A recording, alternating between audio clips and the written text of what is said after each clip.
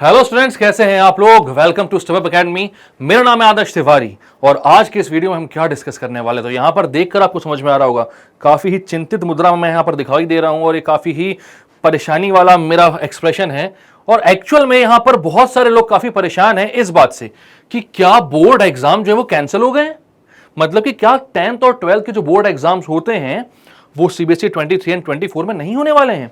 ये जो भी एनईपी अपना नेशनल एजुकेशन पॉलिसी जो है उसकी जो भी लेटेस्ट अपडेट्स हैं उसके अकॉर्डिंग बहुत सारे ऐसे मैसेजेस जो हैं व्हाट्सएप ग्रुप पर और फेसबुक पर सब जगह सर्कुलेट हो रहे हैं और वो ये बोल रहे हैं कि भाई जो बोर्ड एग्जाम्स हैं वो कैंसिल होने वाले हैं। लेकिन मैं हमेशा एक बात कहता हूं कि भाई ज्ञान ना होने से ज्यादा खतरनाक चीज होती है अधूरा ज्ञान होना। ठीक है, तो आइए इन सारे पॉइंट्स को हम बहुत ही डिटेल में बहुत अच्छे से डिस्कस करेंगे इस वीडियो में, क्योंकि भाई वैसे तो बहुत सारे पॉइंट्स हैं जो कि आपको पढ़ना पड़ेगा एनईपी में, लेकिन मैंने जो आप लोगों के लिए सारे काम के पॉइंट्स हैं उनको लेकर ये वीडियो बनाया है। तो यहां पर सारे ही पॉइंट्स को हम डिस्कस करेंगे जो आपको यहां पर इन सवालों के जवाब दे देंगे। और हां, चाहे सीबीएसई बोर्ड हो, चाहे जो भी हमारे स्टेट बोर्ड्स होते हैं वो हो, आईसीएसई हो, आईजीसीएसई, मतलब जो से भी बोर्ड्स होते हैं सबके लिए यहां पर आंसर मिल जाएगा। ठीक है, तो आगे बढ़ते हैं इस वीडियो पे और देखते हैं कि क्या भाई will there be no CBSE board exam for session 23 and 24। NEP में क्या चेंजेस हैं, क्या बोला गया है उसके अकॉर्डिंग, और हमारे काम की क्या सारी बातें हैं, उन सारी चीजों को यहां पर हम डिस्कस करने वाले हैं। चलिए, तो कुछ पॉइंट्स हैं जो आपके इन सारे सवालों का जवाब देंगे और एक्चुअली इसके बाद आपको पता चलेगा कि जो आपका एग्जाम होने वाला है उसका पैटर्न क्या होने वाला है और किस तरीके के क्वेश्चंस आपके सामने आने वाले हैं, एंड क्या सच में बोर्ड एग्जाम जो है वो कैंसिल होने वाले हैं। तो इसके लिए हम सारे पॉइंट्स को डिटेल में पढ़ते हुए चलेंगे। ठीक है, तो सबसे पहले क्या बोल रहा है यहां पर, बोल रहा है the aim of assessment in the culture of our schooling system will shift from मतलब अभी जैसा है उससे अब वो चेंज हो जाएगा, from one that is summative and primarily test rote memorization skills to one that is more regular and formative। तो रेगुलर और फॉर्मेटिव ये बनने वाला है। ठीक है, मतलब कि क्या हुआ इसका मतलब, यहां पर आप ये समझ सकते हो भाई कि आज तक का जो ये मेथड था इन लोगों के अकॉर्डिंग ये ऐसा कहना चाह रहे हैं कि ज्यादा से ज्यादा यहां पर ना बहुत ज्यादा रटने वाली चीजों को यहां पर ज्यादा तवज्जो दी गई थी। ज्यादा हम ये सोच रहे थे कि भाई लोग रटें, नंबर लाएं, पास हो जाएं अच्छे नंबर से, बस यही है। बट अब ये चाहते हैं कि ज्यादा प्रैक्टिकल अप्रोच होनी चाहिए। जो भी चीजें करो आप अपने स्किल्स को डेवलप करने में आप ज्यादा मेहनत करो रेदर देन रोट लर्निंग जो है वो एक पार्ट है, उसको छोड़ दो, उसको खत्म रहने दो। अब जो भी चीजें करोगे आप वो ज्यादा कॉन्सेप्चुअल आप करो, अपने स्किल्स को डेवलप करते हुए करो और उसके अकॉर्डिंग ही सारी चीजें आपकी जो स्किल्स है वो टेस्ट हो। ये नहीं कि भैया आपने कुछ भी पढ़ा और हम सिर्फ एक ही चीज टेस्ट कर रहे हैं कि भाई आप चीजों को याद कैसे कर पाते हो, इससे तो कोई मतलब ही नहीं ना।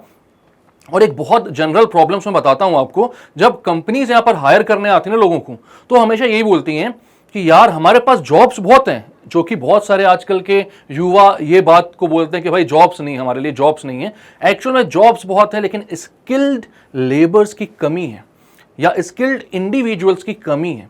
मतलब हमारे पास कंपनीज जब आती हैं और वो ये बोलती हैं कि भाई हम बंदे को ले जाएंगे लेकिन इसने चीजों को रटा हुआ है, बस इसके पास वो रिक्वायर्ड स्किल्स नहीं है जो हमारी कंपनी में काम कर सके। तो अगर हम इसको लेकर भी जाते हैं तो इसकी जो पढ़ी हुई चीजें वो हमारे किसी काम की नहीं है, हमें इसको फिर से ट्रेन करना पड़ेगा। अब क्योंकि भाई सब वैसा ही पढ़ाई करते हैं तो उनमें से कुछ बेस्ट लोगों को उनको चुनना पड़ता है। लेकिन अगर आप स्टार्टिंग से ही, क्योंकि भाई 6th क्लास से यहां पर आपको सारे स्किल डेवलपमेंट के प्रोग्राम स्टार्ट होने वाले हैं। टोटल 33 स्किल्स हैं जो कि इन्होंने आपने सेट में दिया हुआ है और बहुत सारी स्किल्स जो हैं वो आप लोगों को यहां पर सिखाई जाएंगी। साथ में ही पढ़ाई करते जाओ, स्किल्स भी अपने प्रकार की जो भी आपको अच्छा लगता है अपनी फेवरेट स्किल्स चुन लो और उस पर भी काम करते जाओ। तो अगर आपकी स्किल पहले से डेवलप हो रही है तो वो हमेशा जब जो भी कंपनीज आपको सेलेक्ट करने आएंगी तो आप हमेशा उनके लिए ऊपर रहोगे। मतलब कि वो उनके सिलेक्शन क्राइटेरिया में आपको हमेशा पहला प्रेफरेंस मिलेगा अगर आप स्किल पर काम करते हो रेदर देन रोट लर्निंग। तो यहां पर गवर्नमेंट का भी यही काम है, उन्होंने भी यही सोचा है भाई कि जो आज तक हमारे करते हुए आए हैं एजुकेशन में कि जो आपने याद कर लिया, लिख दिया, वहां पर आपको नंबर मिल गए अच्छे, उससे दूर ले जाना है।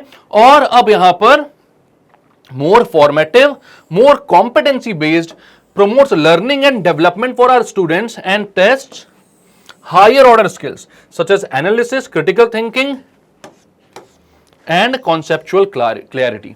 तो जो सारी चीजें मैंने बोली यहां पर अब वैसे भी आपको पता है कि जो कॉम्पिटेंसी बेस्ड क्वेश्चंस आएंगे वो 50% आपका जो मार्क है वहां पर कॉम्पिटेंसी बेस्ड का हो चुका है। अभी तक क्या था भाई कि भाई 20 मार्क्स के आपके ऑब्जेक्टिव्स आते थे, बाकी रेस्ट का क्या होता था आपका सब्जेक्टिव होता था। अब 50% मार्क्स जो होंगे आपके फुल मार्क्स के वो कॉम्पिटेंसी बेस्ड क्वेश्चंस के होंगे। कॉम्पिटेंसी बेस्ड क्वेश्चंस मतलब कि क्या, जहां पर आपके कॉन्सेप्ट, जहां पर आपकी स्किल्स, प्रैक्टिकल अप्रोच जो होती है उसको टेस्ट किया जाएगा। जैसे क्वेश्चंस होते हैं एमसीक्यूज, मल्टीपल चॉइस क्वेश्चंस होते हैं, असर्शन रीजन क्वेश्चंस होते हैं, फिल इन द ब्लैंक्स होते हैं, या फिर मैच द फॉलोइंग आते हैं, केस बेस्ड क्वेश्चंस होते हैं। तो ये सारे क्वेश्चंस किस में आते हैं? ये सब आते हैं कॉम्पिटेंसी बेस्ड क्वेश्चंस में। तो हमें इनकी ज्यादा प्रैक्टिस करनी है और रटने वाली चीजों को कम करना है। और वैसे भी ना कई सारे स्टूडेंट्स यहां पर खुश होंगे क्योंकि उनको ये सारे क्वेश्चंस इजी लगते हैं। जो लोग रटना नहीं चाहते ना बचपन से, उनके लिए बहुत अच्छी अपॉर्चुनिटी है बहुत अच्छा स्कोर करने के लिए, ठीक है। और आगे आप लोगों के काम की बहुत इंपॉर्टेंट बात होने वाली है, सारी चीजें लास्ट तक देखते रहना, ठीक है। चलो तो आगे के पॉइंट पढ़ते हैं, क्या बोल रहे हैं। The primary purpose of assessment will indeed be for learning, मतलब भाई लर्निंग के लिए तो रहेगा भाई, क्योंकि चीजें सीखनी है, ठीक है। It will help the teacher and student and the entire schooling system continuously revise teaching learning process to optimize learning and development for all students. This will be the underlying principle for the assessment at all levels of education. अभी तक क्या है ना, अभी तक यहां पर हमें जो बुक्स मैंने पढ़ी होंगी आज भी स्टूडेंट्स वही पढ़ रहे होंगे, और जो मेरे से बहुत बड़े बड़े लोगों ने पढ़े होंगे आज भी, मतलब मोस्ट ऑफ द कोर्स होगा वो सेम ही होगा। बहुत ज्यादा चेंजेस हमारे एजुकेशन जो सिस्टम है उसमें आए ही नहीं है। तो अब जो मेथड ये यूज करना चाहिए वो बहुत ही एडेप्टिव मेथड होगा। एडेप्टिव मेथड से मतलब क्या समझ में आ रहा है आपको? यहां पर इन्होंने बोला है कि टीचिंग लर्निंग प्रोसेस, ठीक है। अब यहां पर टीचर और स्टूडेंट दोनों के असेसमेंट से समझ में आएगा भाई कि कैसे सिखाना है, कैसे सीखना है। इन सारी प्रोसेस को हमेशा असेस करते हुए अपने सिस्टम को और बेटर बनाते हुए चलेंगे यहां पर, ठीक है। और This will be the underlying principle for assessment at all levels of education. तो यही जो होगा कि भाई प्रैक्टिकल अप्रोच को कैसे हम आगे बढ़ाएं, यही होगा आपका क्या अंडरलाइंग प्रिंसिपल सारे असेसमेंट्स का, चाहे वो किसी भी लेवल पर हो, ठीक है। तो यहां पर ये बात समझ में आई, आ रहे हैं भी आपके वाले पॉइंट पर भी कि बोर्ड होंगे कि नहीं होंगे, सारे पॉइंट्स डिस्कस होंगे, लेकिन पहले समझ लो कि पेपर होंगे कैसे, मतलब आप ये चाहते क्या है, एनईपी से ये चाहते क्या है, किस तरीके का हमें यहां पर अपनी अप्रोच रखनी है पढ़ते समय, ठीक है। The current nature of secondary school exams, including board exams and entrance exams, and the resulting coaching culture of today are doing much harm, especially at the secondary school level, is replacing valuable time for the true learning with excessive exam coaching and preparation. तो यहां पर यार coaching institutes को इन्होंने साफ साफ बोला है कि हम बिल्कुल प्रमोट नहीं करते हैं और हम चाहते ही नहीं कि कोचिंग सेंटर्स एग्जिस्ट करें, ठीक है। इनका यह कहना है कि आजकल का जो सिस्टम है ना, और सच में यार बहुत हेक्टिक यहां पर शेड्यूल हो जाता है, मैं खुद उससे बचने की कोशिश करता हूं, लोगों को बचाने की कोशिश करता हूं, इसलिए हम उनको ऑनलाइन एजुकेशन देते हैं कि भाई जब आपको अच्छा लगे अपनी सुविधा से आप हमारी पढ़ाई कर लो, ठीक है। कोचिंग सिस्टम से एक्चुअल में क्या दिक्कतें हो रही हैं, तो ये दिक्कत हो रही है कि भाई बच्चा स्कूल से आता है, एक तो 8-9 घंटे का बहुत लंबा स्कूल होता है, ठीक है। सुबह 7 बजे से गया है, 2:30-3 बजे तक पहुंचता है वो घर, 4 बजे से फिर से कोचिंग होती, तो आता है, खाना खाता है, निकल जाता है कोचिंग के लिए, ठीक है। अब 4 से 8, सवा 8 तक फिर कोचिंग रहती है उसकी, 8:30 पे वो कोचिंग से निकलेगा, कई बार 9:30 बज जाते हैं घर पहुंचने तक, फिर थक जाता है इतना इंसान, गया थोड़ा सा फ्रेशन अप हुआ, देन खाना खाकर फिर सो गया।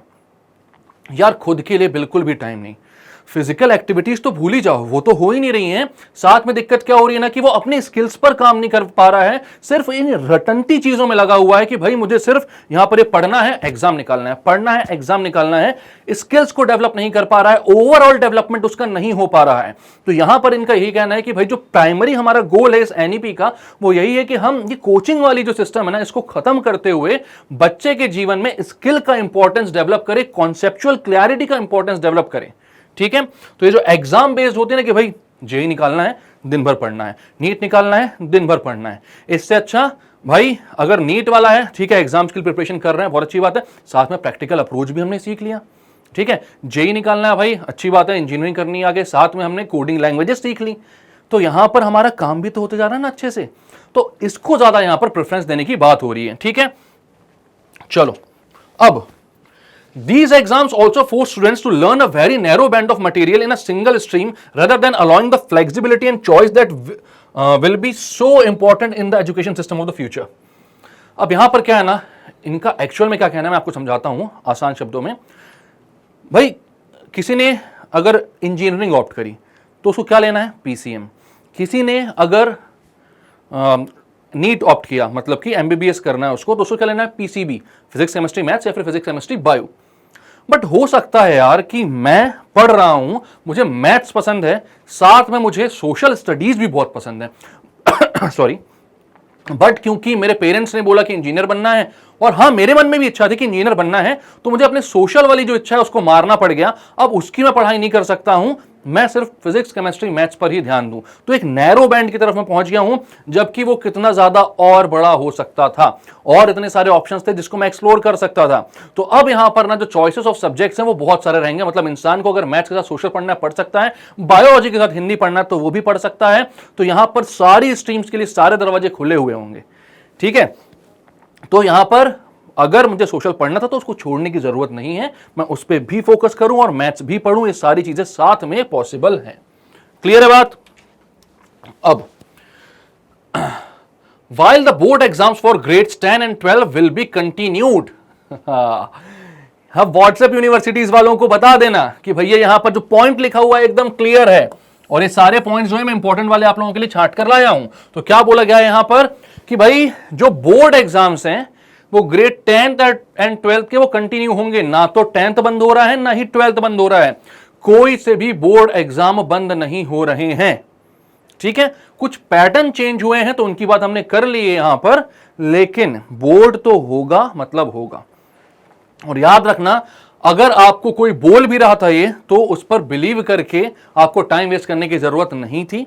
आप तो अपनी प्रिपरेशन करो भाई, बोर्ड अगर नहीं भी होता तो कोई से तो एग्जाम होता, ठीक है, असेसमेंट कहीं से तो लिया जाता आपका, और अगर असेसमेंट नहीं भी लिया जाता तो हमें तो नॉलेज चाहिए ना, तो हम अपनी पढ़ाई को क्यों रोकें, ठीक है। बट यहां पर एक क्लियर है भाई कि बोर्ड तो बंद नहीं हो रहे हैं, बट क्या पैटर्न चेंज हो रहा है उसमें, ये थोड़ा सा हम देख लेते हैं, ठीक है। तो क्या बोल रहा है, the existing system of board and entrance examination shall be reformed, reformation होगा भाई, रिफॉर्मेशन होगा, ठीक है, to eliminate the need for undertaking coaching classes again यहां पर यही बोलना है कि कोचिंग क्लासेस की जरूरत ना पड़े, इसके लिए यहां पर बोर्ड का रिफॉर्मेशन होगा, ठीक है।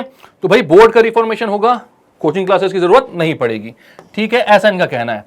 तो अब यहां पर ये जो रिफॉर्मेशन है ये बेसिकली यही चाहते हैं कि बच्चे जो हैं खुद का समय खुद को देकर खुद की स्किल डेवलप कर सकें, ठीक है। To reverse these harmful effects of the current assessment system, board exam will be redesigned to encourage holistic development. The student will be able to choose many of the subjects. यही बोला मैंने कि भाई overall अच्छी development हो जाए student की, और वो जो भी सब्जेक्ट्स होता है वो चूज कर सके। ऐसा नहीं कि भैया हमने बोल दिया ये लेना है मतलब ये लेना है, मेरे को कॉमर्स पढ़ना है, साथ में मेरे को फिजिक्स भी पसंद है, पढ़ लो भैया, कोई दिक्कत नहीं है, जो से अच्छे लगते हैं सब्जेक्ट्स वो पढ़ें, ठीक है। स्ट्रीम वाइज अब यहां पर ऐसा भेदभाव नहीं होगा कि भैया एक सेट ऑफ आपको सब्जेक्ट्स दे दिए तो वही करो, ऐसा नहीं। और याद रखना ये 24 वाले स्टूडेंट्स के लिए लागू हो जाएगा, क्योंकि वहां पर बोला गया था 2020 में जब एनईपी आया था कि भाई 3 से 4 साल लगेंगे इसको पूरी तरीके से आने में, मतलब इफेक्ट में आने में, बट अब वो 4 साल हो चुके हैं खत्म। तो 23-24 या 24-25 ऐसा एग्जैक्टली तो स्पेसिफाई नहीं किया गया है, बट 24 वाले स्टूडेंट्स के लिए भी ऑप्शंस खुल सकते हैं। अब लेकिन इसके लिए आपको स्कूल में बात करनी पड़ेगी, क्योंकि स्कूल को भी इन सारी चीजों को तुरंत से अडेप्ट करके चीजों को इफेक्ट में लाने में थोड़ा सा टाइम तो लगेगा, ठीक है। चलो, तो अब यहां पर क्या बोल रहा है, board exams will be redesign और भाई encourage holistic development, students will be able to choose many of the subjects in which they take board exams depending on their individualised interest. तो जिसमें इंटरेस्ट है भाई उसमें एग्जाम्स दो, कोई दिक्कत की बात नहीं है, ठीक है। और क्या बोल रहा है, तो board exams will also be made easier. ये सबसे इंपॉर्टेंट बात थी आप लोगों के लिए कि भाई क्या बोल रहा है, बोर्ड एग्जाम को इजी कर दिया जाएगा, इजी पीजी। और ये बहुत ही अच्छे से इन्वर्टेड कॉमास में इन लोगों ने लिख कर दिया हुआ है, इसको अच्छे से पढ़ लो, ठीक है। तो क्या बोल रहा है ये कि board exams will also be made easier in the sense that they will test primarily core capacities, competencies, जिसकी बात मैंने करी, rather than months of coaching and memorization। तो रटने पटने की चीजें और कोचिंग की जरूरत को कम करके वो कॉम्पिटेंसी और कैपेसिटीज को ज्यादा मतलब टेस्ट करेंगी, ठीक है। आपकी जो प्रैक्टिकल अप्रोच है किसी भी प्रॉब्लम को सॉल्व करने की, वहां पर ज्यादा फोकस होगा rather than लर्निंग, ठीक है। लर्निंग मतलब कि यहां पर रटने वाले की बात की जा रही है ना, सीखने की बात नहीं करी जा रही है, यहां पर मेमोराइजेशन की बात की जा रही है। ठीक है, any student who has been going to and making a basic effort in a school class will be able to pass and do well in the corresponding subject board exam without much additional effort। मतलब इनका कहना है कि भाई जो भी बच्चा जाता है स्कूल में, रेगुलरली जा रहा है, स्कूल की पढ़ाई कर रहा है, वो बहुत ज्यादा एफर्ट किए बिना भी पास हो सकता है। बस उसको अपनी जो भाई रोट लर्निंग की टेक्निक है उसको छोड़कर ज्यादा फोकस कहां पर करना पड़ेगा, कॉम्पिटेंसी बेस्ड चीजों में। ठीक है, और इजी तो होगा ही भाई।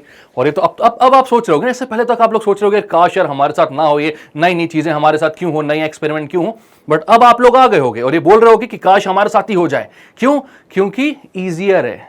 ठीक है, तो भाई हो सकता है हो जाए, लेकिन इसकी क्लैरिटी आपको स्कूल से ही मिलेगी। चलो, to further eliminate the high stakes aspect of board exams, all students will be allowed to take board exams on up to 2 occasions during any given school year, 1 main examination and 1 for improvement if desired। अब याद रखना ना, यहां पर एक word लिखा हुआ है if desired और 1 for improvement। अब व्हाट्सएप यूनिवर्सिटी में ना ये भी चीजें बहुत ज्यादा फैल रही हैं कि जैसा कि किस टाइम पर हो रहा था, ये जब अपना पेंडेमिक था तब की सिचुएशन के टाइम पर हो रहा था कि भाई जो असेसमेंट है वो 2 बार होता था। ठीक है, साल में 2 बार है, उससे पहले भी होता था ये चीज, उससे पहले भी हो चुकी थी कि भाई यहां पर एक 6 मंथ में एक एग्जाम होगा पार्ट 1 बुक्स का सारे का, उसके बाद 6 मंथ बाद फिर से होगा पार्ट 2 बुक्स का। तो यहां पर वैसा बिल्कुल नहीं है अभी फिलहाल। आगे ये सोच रहे हैं कि ऐसा सेमेस्टर वाइज सिस्टम भी किया जा सकता है, बट यहां पर इनका कहना है कि अभी जो चीज लागू हो रही है, इफेक्ट में आ रही है, वो ये है कि साल में 2 बार एग्जाम्स होंगे। ठीक है, पहला एग्जाम नॉर्मल जैसा बोर्ड होता है वैसा होगा, और दूसरा जो एग्जाम होगा वो इंप्रूवमेंट के लिए होगा। अगर आपको लगता है कि हाँ भाई मेरे किसी सब्जेक्ट में मार्क्स कम रह गए हैं और मुझे इंप्रूवमेंट में एग्जाम दे देना चाहिए, तो अब वो आप एग्जाम दे सकते हो। ठीक है, और ये जो भी नंबर्स होते हैं वो बेस्ट ऑफ 2 ही लेते हैं, मतलब पहला वाला दिया, दूसरा वाला भी दिया, जिसमें बेटर मार्क्स आए वो वाला ये कैलकुलेट करेंगे, उसको ये सही मानेंगे, बाकी को वो भूल जाएंगे। ठीक है, तो याद रखना यहां पर जो मेन कंफ्यूजन फैल रही है वो ये फैल रही है कि क्या भाई यहां पर साल में 2 बार एग्जाम्स होंगे, मतलब 6-6 महीने में एग्जाम होंगे क्या? नहीं, ऐसा बिल्कुल नहीं है। जो नॉर्मल बोर्ड एग्जाम्स होते हैं वैसे ही होगा। उसके बाद जो दूसरा एग्जाम होगा वो इंप्रूवमेंट के लिए होगा। अगर आपको लगता है इफ डिजायर्ड, अगर आपको लगता है कि और नंबर मिल सकते थे, मेरे को एक और बार एग्जाम देना है, तो दे देना। अगर लगता है नहीं भैया जितने आए हैं उतने ही अच्छे हैं और हो सकता है गलती ज्यादा आ गए हैं, तो फिर मत देना। ठीक है, दे भी दोगे तो दिक्कत नहीं है, क्योंकि बेस्ट ऑफ 2 ही काउंट करेंगे। ठीक है, चलो अब क्या है, in addition to introducing greater flexibility student choice and best of 2 attempts. याद रखना क्या बोला था मैंने, बेस्ट ऑफ 2 अटेम्प्ट्स। ठीक है, assessments that primarily test core capacities must be in the immediate key reforms to all board exams, immediate key reforms to all board exams। All board exams का मतलब समझ रहे हो ना, मतलब कि भैया ये एजुकेशन मिनिस्ट्री जो है इन्होंने साफ बोल दिया है यहां पर हमें कोई दिक्कत नहीं चाहिए, सीबीएसई, स्टेट बोर्ड, आईसीएसई जो भी बोर्ड्स हैं सबके लिए ये जो की रिफॉर्म्स हैं ये इफेक्ट में लाने हैं, मतलब लाने हैं, बात खत्म है। ठीक है, ऐसा नहीं है कि आप दूसरे बोर्ड के तो कुछ भी कर लो। इसके बाद बोर्ड्स में over time also develop further viable models of board exams that reduces pressure and the coaching culture. ठीक है, तो अब मैंने बोला था कि ये चीज कैसी होगी, अडेप्टिव होगी। ये धीरे धीरे देखेंगे और सीखेंगे कि भैया हमें और क्या रिफॉर्मेशंस लाने हैं। ठीक है, जिस तरीके से इन लोग देखेंगे कि भाई कैसा डेवलपमेंट हो रहा है चीजों का, स्टूडेंट्स का, टीचर्स का और पूरे सिस्टम का, उसके हिसाब से नए नए फीचर्स हमेशा ऐड करते रहेंगे। ठीक है, सम पॉसिबिलिटीज इंक्लूड, अब कुछ पॉसिबिलिटीज जो हैं जो अभी नहीं आ रही हैं, ये इस साल तो पक्के से नहीं है, नेक्स्ट ईयर भी सोची जाएंगी, अभी नहीं है वो, लेकिन a system of annual semester modular board exams could be developed that each test far less material and are taken immediately after the corresponding courses taken in school। मतलब कि क्या बोल रहे हैं ये, मान लो आप मैथ्स पढ़ते हो, चैप्टर 1, चैप्टर 2, चैप्टर 3 हुआ। ठीक है, 3 चैप्टर हुए, अभी हुए हैं, एकदम ताजे हैं दिमाग में, तभी उसका एग्जाम दे दो, खत्म करो। अब अपने यहाँ क्या होता है कि भाई चैप्टर 1 किया, चैप्टर 2 किया, चैप्टर 3 किया, कब किया ये अप्रैल में कर लिया। उसके बाद आप अगले साल जनवरी फरवरी तक आप क्या कर रहे हो, आपका चैप्टर 11, 12, 13 खत्म हो रहा है, कोर्स खत्म हो रहा है मार्च तक। ठीक है, मार्च में एग्जाम आ गया, मतलब मान लो फेब में कोर्स खत्म हुआ, तो भाई जो चैप्टर आपने अप्रैल में पढ़ा था 1 साल पहले, वो कैसे याद रहेगा, वो कैसे आपके समझ में रहेगा। तो इनका ये कहना है कि जब ताज़ा ताज़ा है तभी एग्जाम लो खत्म करो। तो हो सकता है कि सेमेस्टर वाइज मॉडल बना दें, 3-3 महीने में मॉडल मतलब एग्जाम्स लेने लग जाएं, और तभी का चीज़ें तभी पढ़कर खत्म कर दी, उसके बाद आगे की चीज़ें पढ़कर खत्म कर दी। ऐसा भी सिस्टम यहाँ पर डेवलप किया जा सकता है, अभी इसका कुछ पक्का नहीं है, ठीक है।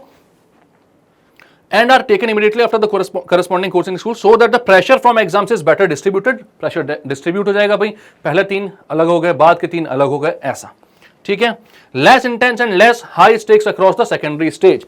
तो भाई एक्चुअल में क्या होता है ना यार, स्टूडेंट्स बहुत मासूम से होते हैं, और आजकल आपको मालूम है कि बहुत सारे स्टूडेंट्स जो है वो गलत कदम भी उठा लेते हैं अगर उनके एग्जाम्स का रिजल्ट खराब रहा या उनके एक्सपेक्टेशन से थोड़ा भी कम निकला। तो भाई ये जानते हैं कि नंबर्स जो हैं वो इतने इंपॉर्टेंट नहीं हैं जितना इंपॉर्टेंस वो दे देते हैं स्टूडेंट उसको अपनी लाइफ में। अपनी लाइफ से बढ़कर नंबर्स को क्यों मानना। तो यहाँ पर ये चाहते हैं कि भाई स्किल्स पर फोकस करो, और नंबर जो हैं वो तो आ जाएंगे अब आपके, हम ऐसा एग्जाम का सिस्टम यहाँ पर सेट करके आपको दे रहे हैं, ठीक है। तो आप लोगों के लिए जो बेस्ट होगा वो यहाँ पर किया जाएगा, बहुत ही एडेप्टिव यहाँ पर चीजें रहेंगी।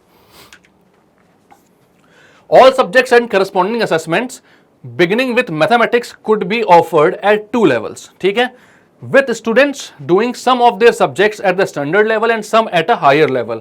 इसका क्या मतलब, सबसे पहले याद रखना भाई, ठीक है, बेसिक एंड स्टैंडर्ड मैथ्स जो है, अभी मैथ्स तो चालू हो चुका है, ये ऐसे ही लगभग सारे सब्जेक्ट्स में ये 2 लेवल करेंगे, एक होगा इजी लेवल, एक होगा टफ लेवल। टफ भी ज्यादा नहीं होता है बट हाँ ठीक है, अच्छा खासा स्टैंडर्ड लेवल होगा वो।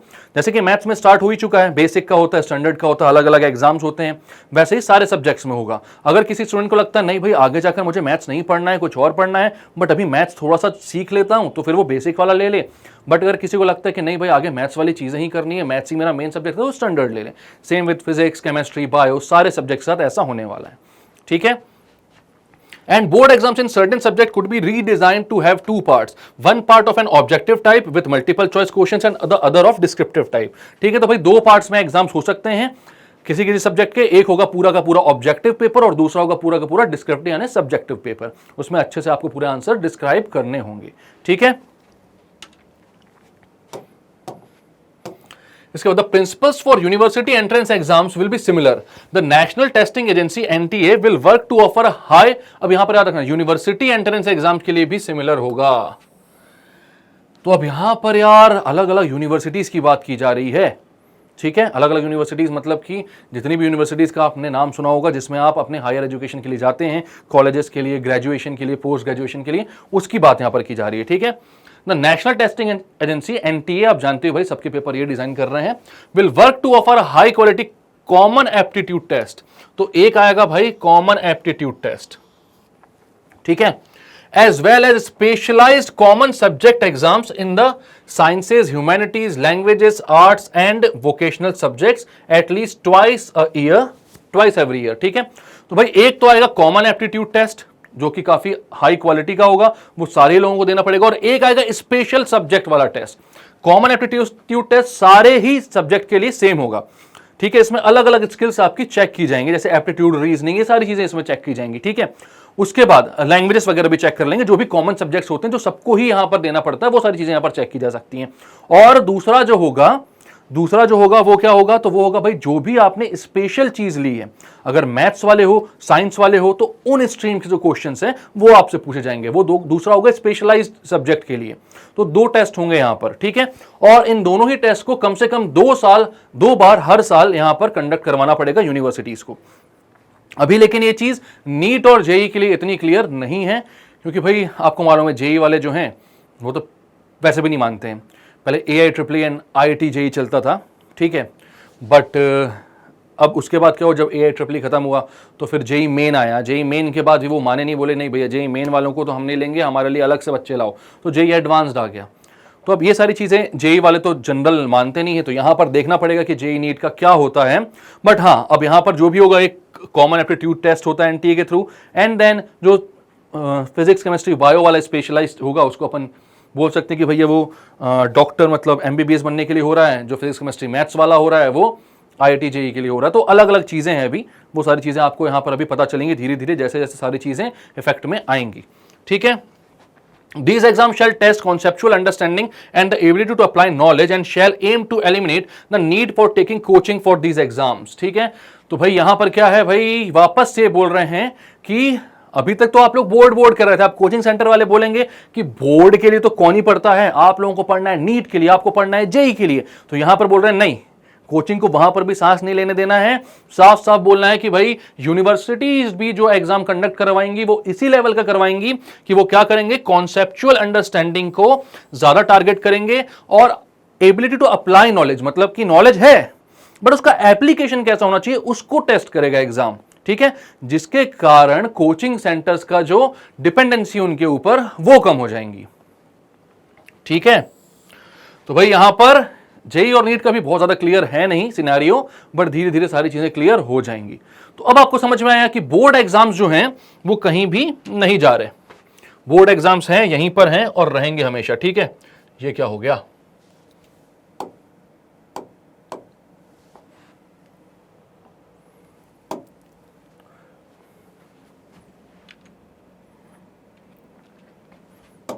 ठीक है, बोर्ड एग्जाम्स यहां पर रहेंगे। अब क्या बोल रहा है, student will be able to choose the subjects for taking the test and each university will be able to see each students individual subject portfolio and admit student into their programmes based on the individual interest and talents.